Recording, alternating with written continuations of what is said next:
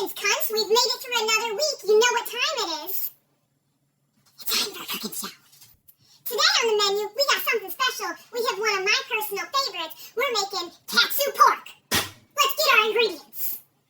Alrighty guys, you're going to need pork chops or pork loin that you can cut.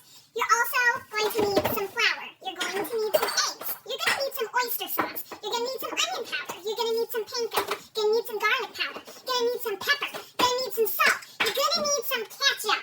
You're going to need some vegetable oil to fry it in. You're going to need some sugar. And last, but certainly not least, we're going to need some Worcestershire sauce.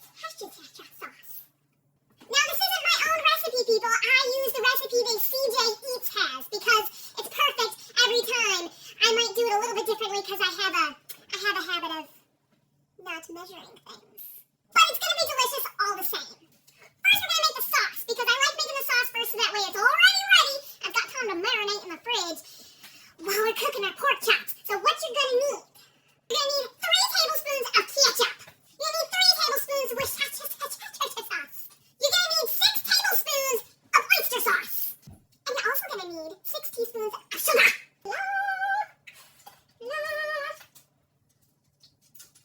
Close enough. And for anybody who's curious, there's 3 teaspoons in a tablespoon. And I need 6 teaspoons, which is really 2 tablespoons. For anybody who's wondering, I'm like this all the time. Like, the filter just accentuates it, but this is just who I am as a person. When you're done with your sauce, it should look something like this. In the fridge, this goes. Next step is I have to chop my pork loin into pork chunks. And I'm going to do, oh God. I'm going to cut mine about yay. Can you see? Can you see? Maybe. We're going to cut these guys into these pieces.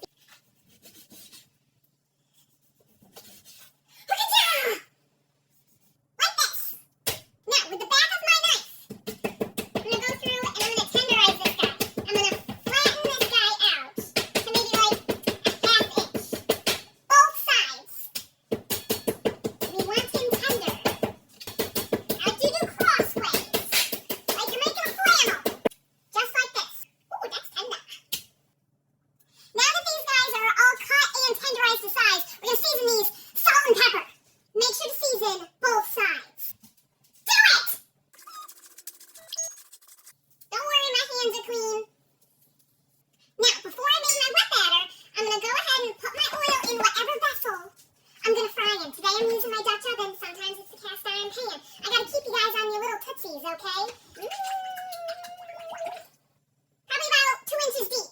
And we're going to heat this to 350 degrees. A container big enough to dunk your pork in. What you're going to need is 4 eggs. We are now also going to put in 6 tablespoons of AP flour. You're also going to need a tablespoon of salt. You're going to need a teaspoon of garlic powder. And then not in his recipe, but I also like to add some onion powder. La la la la la la la. Oh, I almost forgot.